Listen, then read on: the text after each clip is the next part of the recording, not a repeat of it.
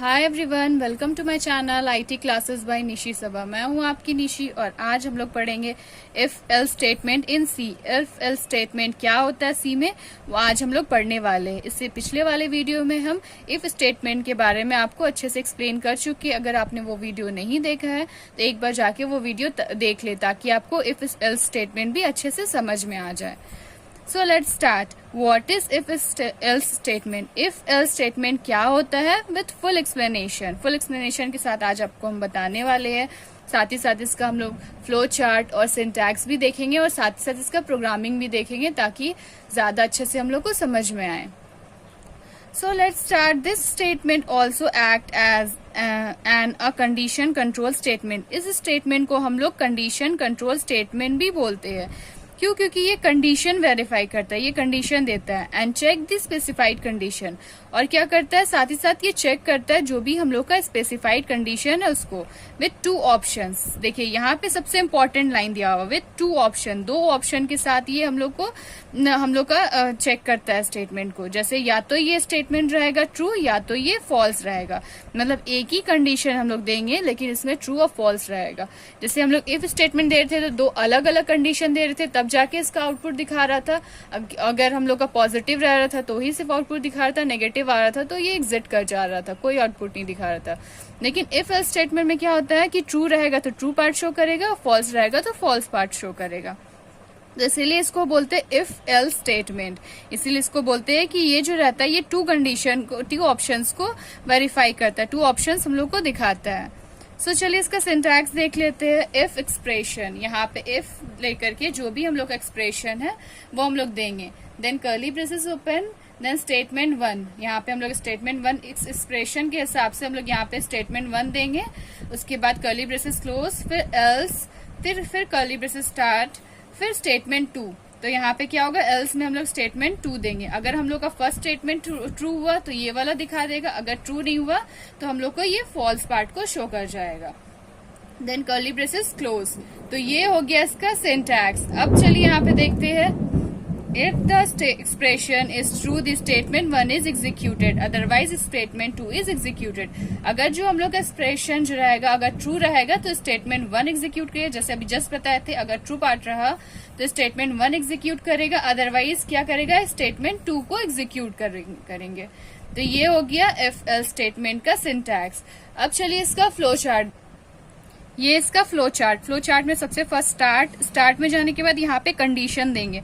जो भी कंडीशन देंगे उस हिसाब से क्या करेगा, ये चेक करेगा। अगर ये कंडीशन में अगर ये ट्रू नहीं रहा तो ये क्या करेगा, इफ स्टेटमेंट को यहाँ पे हम लोग का जो इफ स्टेटमेंट में जो भी हम लोग का रहेगा वो उसको शो करेगा, वो उसका आउटपुट देगा। अगर और उसके बाद क्या करेगा, यहाँ से आके स्टॉप हो जाएगा।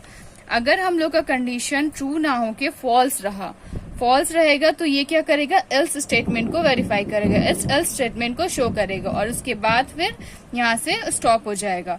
तो मतलब स्टॉप तो दोनों तरफ से होगा, बस खाली क्या होगा, कंडीशन के साथ से ट्रू और फॉल्स स्टेटमेंट को चेक करेगा। अगर ट्रू रहा तो इफ स्टेटमेंट को हम लोग को शो करेगा और अगर फॉल्स रहा तो एल्स स्टेटमेंट जो रहेगा उसको शो करेगा और लास्ट में स्टॉप।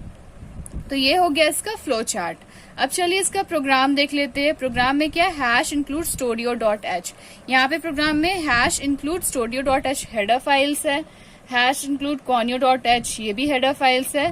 देन उसके बाद एंट मेन हम लोग लेंगे। इसके अंदर फिर हम लोग एंट एन नंबर को हम लोग यहाँ पे लिए हैं। उसके बाद print F enter the number. यहाँ पे क्या किए हम लोग, एक हम लोग लिख दिए है एंटर द नंबर। उसके बाद यहाँ पे स्कैन एफ परसेंट डी क्यों लिए है, हम आपको पहले ही बता चुके बहुत बार कि यहाँ पे इंट यूज हुआ, इसलिए यहाँ पे परसेंट डी लिए है। Then and N. उसके बाद नेक्स्ट यहाँ पे ये सबसे मेन पार्ट है, if N percent two equals to 0। मतलब एन जो है, जो नंबर जो रहेगा,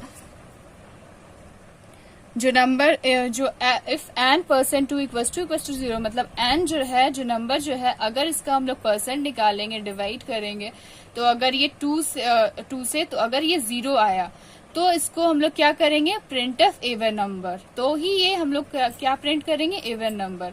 एल्स नहीं तो फिर क्या होगा, हम लोग एल्स पार्ट में चले जाएंगे। एल्स पार्ट में क्या कर देंगे, प्रिंट एफ ऑड नंबर।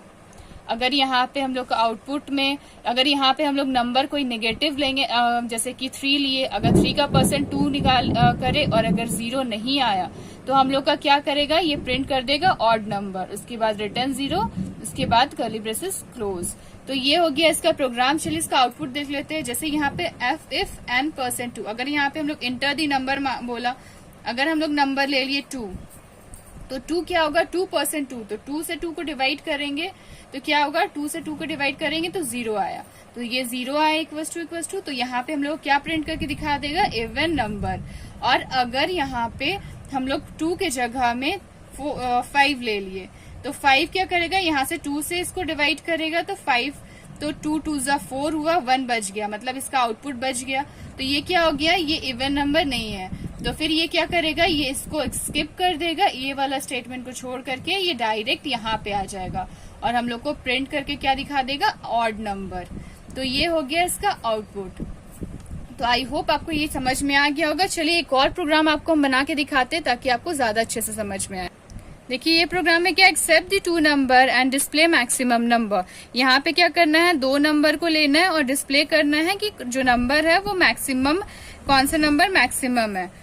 तो यहाँ पे hash include stdio dot H, header files ले लिए, hash include conio dot H, then void main, then curly braces open. Curly braces open करने के बाद कहाँ जाएंगे, इंट ए कॉमा बी। यहाँ पे हम लोग एक्सेप्ट द 2 नंबर बोला था, तो 2 नंबर में हम लोग यहाँ पे 2 नंबर ले लिए, ए और B.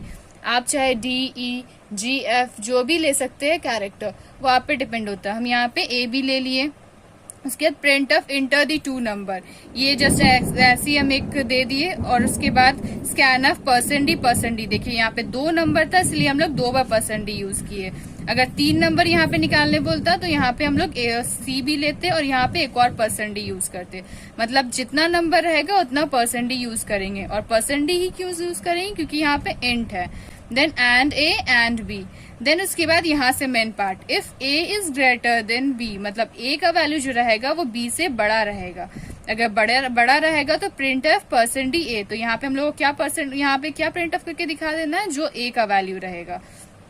Else print of %b, अगर ए का नहीं तो फिर क्या हम लोग को वैल्यू दिखा देना है बी का।